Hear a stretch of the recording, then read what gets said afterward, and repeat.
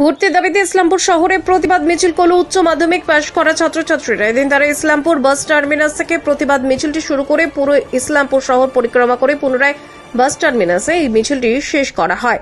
এ বিষয়ে ছাত্রদের দাবি, উচ্চ মাধ্যমিক পাশ করার 3.5 মাস কেটে গেল, এখনো অবধি অনলাইন বা অফলাইন কোন রকম কলেজে ভর্তির প্রক্রিয়া চালু না করার প্রতিবাদী মিছিল।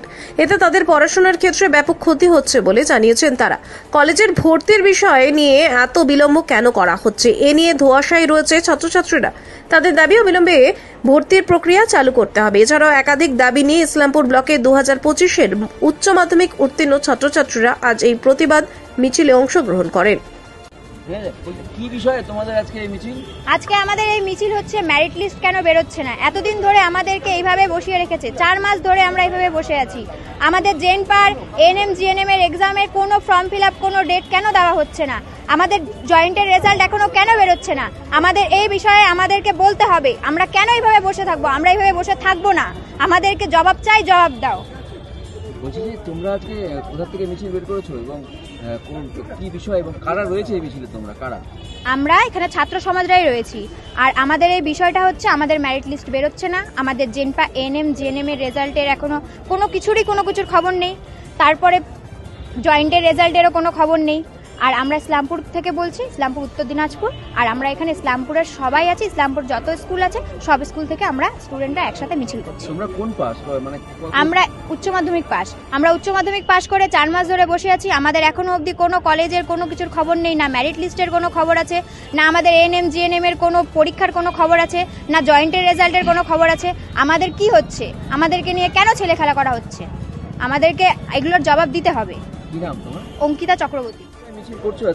আমরা আজকে সব যত ইসলামপুরের ছাত্রছাত্রী আছি, প্রত্যেকটা স্কুলের ছাত্রছাত্রী মিলে আমরা এই বিষয়ে মিছিল করছি যে আমরা উচ্চ মাধ্যমিক পাস করে আজ নিয়ে 3.5 মাস প্রায় হতে চললো, আমাদের না কলেজে ভর্তি নেওয়া হচ্ছে। আমরা তো যোগ্যতা নিয়ে পাস করেছি, আমাদের এখন কলেজে ভর্তি নেওয়া হচ্ছে না। না আমাদের ডাব্লিউবি জয়েন্টের যারা পরীক্ষা দিয়েছে তাদের কোনো রেজাল্ট বেরোচ্ছে না। জেন পাসের যে পরীক্ষা হয় সেই পরীক্ষার দিনই এখনও কোনো প্রকাশ হয়নি। ওবিসি একটা ম্যাটার আছে, ওবিসির ম্যাটার নিয়ে কেস চলছে, সেই ম্যাটার নিয়ে চলছে এখনও। তো ওবিসি 6 থেকে 10% মতো আছে, সেটা কোনো বড় না। হাইকোর্ট বলেছে বারবার যে সেই স্থানটাকে ফাঁকা রেখে আমাদেরকে যাতে অ্যাডমিশনটা দেওয়া হোক, কিন্তু সেটাও এখনও হচ্ছে না। তোমরা এখন কি চাইছো? আমাদের এটাই দাবি যে সরকারের কাছে আমাদের এটাই দাবি যে যত দ্রুত সম্ভব হোক আমাদের যে অ্যাডমিশন কলেজে, তারপরে ডাব্লিউবিজির যে রেজাল্ট, এগুলো তাড়াতাড়ি বের হোক, আর জেন পাসের যে পরীক্ষার দিনটা আছে সেটা তাড়াতাড়ি প্রকাশ হোক।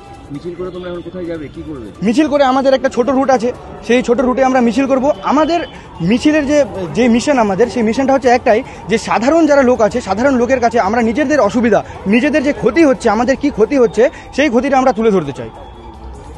কি নাম তোমার? আমার নাম সাদাব মালিক হাসান।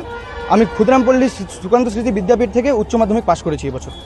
দিন ধরে আমরা ওয়েস্ট বেঙ্গল ক্যাপে আমরা সেন্ট্রাল পোর্টালে অ্যাপ্লাই করলেও 3 মাস পেরিয়ে গেলেও আমাদের ভর্তি প্রক্রিয়া এখনও চলছে না, বন্ধ হয়ে রয়েছে। জেন পাস, ডাব্লিউবিজেই, এই সব প্রশ্নের মুখে ওবিসি, একমাত্র ওবিসি ইস্যুর কারণে যতদিন এই ওবিসি ইস্যু এবং এই রাজ্য সরকার যতদিন আমাদের এই বিষয়গুলোতে হস্তক্ষেপ করবে না, আমাদের ঠিক জায়গায় নিয়ে যাবে না, ততদিন আমাদের আন্দোলনটা আমাদের চলবে এবং চালিয়ে নিয়ে যেতে হবে।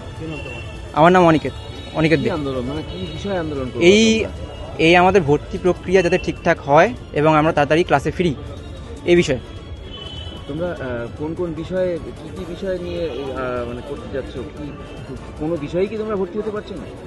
না, আমরা সরকারি কোনো কলেজে এখন পর্যন্ত ভর্তি হতে পারছি না, সব দিক দিয়ে আটকে রয়েছে।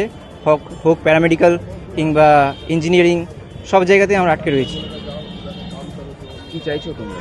আমরা চাইছি অতি দ্রুত এই ওবিসির যে ইস্যুটা আছে সেটাকে মিটিয়ে নিয়ে আমাদের ভর্তি প্রক্রিয়া অবিলম্বে চালু করা হোক।